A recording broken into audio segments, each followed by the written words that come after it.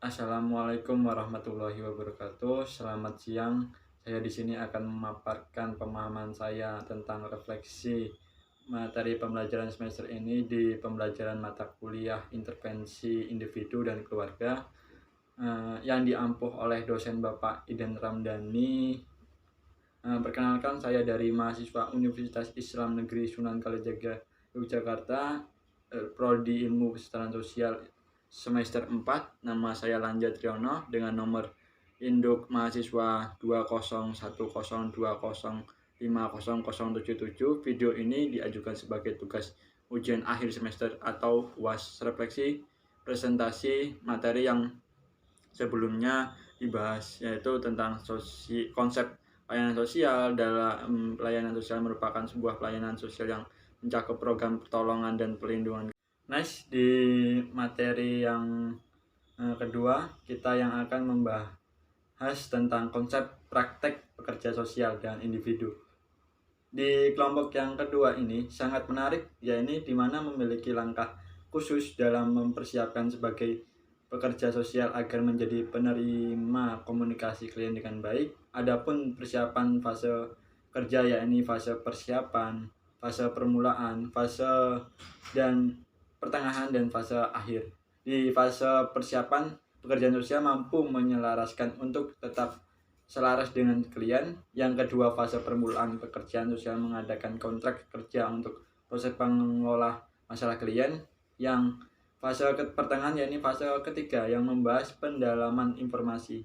Dan yang terakhir adalah fase transisi, sudah mampu mengatasi masalah klien. Next, materi yang ketiga yaitu membahas tentang permasalahan dan kebutuhan klien pada praktek pekerjaan sosial dengan individu. Klien adalah individu yang kita tolong, sedangkan permasalahan adalah kebutuhan klien yang diberi tolong. Untuk kita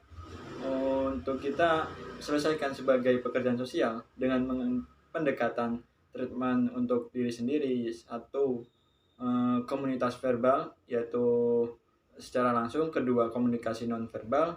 Klien sangat membutuhkan waktu untuk didengar, dengan kata lain, supaya mereka lebih leluasa dengan penyelesaian kasus klien dalam diri klien tersebut. Next, materi keempat adalah kelompok saya dari kelompok 6 yang membahas tentang praktek pekerjaan sosial dengan individu. Yang membahas yaitu asas-asas praktek pekerjaan. Yang kedua, tentang kerangka praktek pekerjaan sosial dengan individu. Yang ketiga, peranan pekerjaan sosial di dalam praktek pekerjaan sosial. Dan yang terakhir yaitu proses praktek pekerjaan sosial dengan individu. Pekerjaan sosial dan individu merupakan suatu tindakan pertolongan yang bermanfaat untuk klien. Pertolongan di samping harus bermanfaat bagi klien, juga bermanfaat mengubah klien terhadap semangat baru.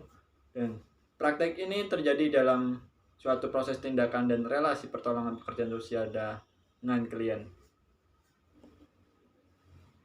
Selanjutnya, materi mengenai peranan pekerjaan sosial di dalam praktek pekerjaan sosial dengan individu.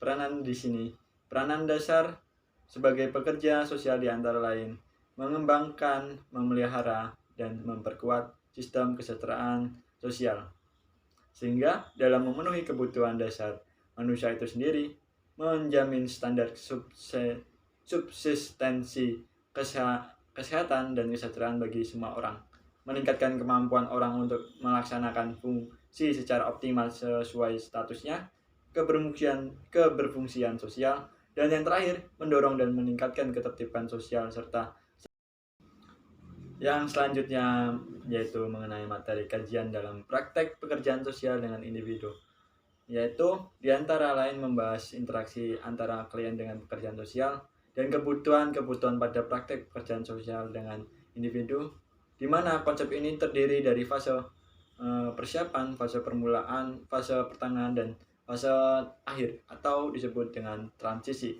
Selain itu, pelayanan tidak langsung secara profesional harus dapat memfokus pada lembaga atau sistem organisasi agar dapat berfungsi dalam hubungan masyarakat.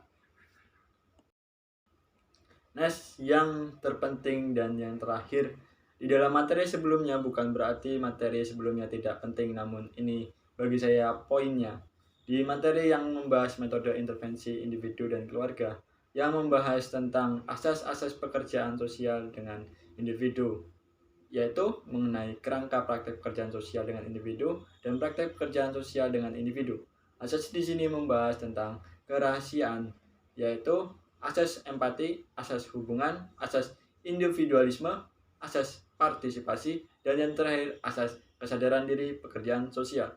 Selanjutnya, kerangka praktek pekerjaan sosial dengan individu, yakni proses yang mengacu pada cara bertindak seperti urutan dan tahapan tindakan dalam proses praktek pekerjaan sosial dengan individu, yaitu assessment, pendefinisian masalah, penentuan tujuan, menyeleksi metode atau model intervensi dari awal, kontrak sampai penyampaian tujuan, evaluasi dan terminasi.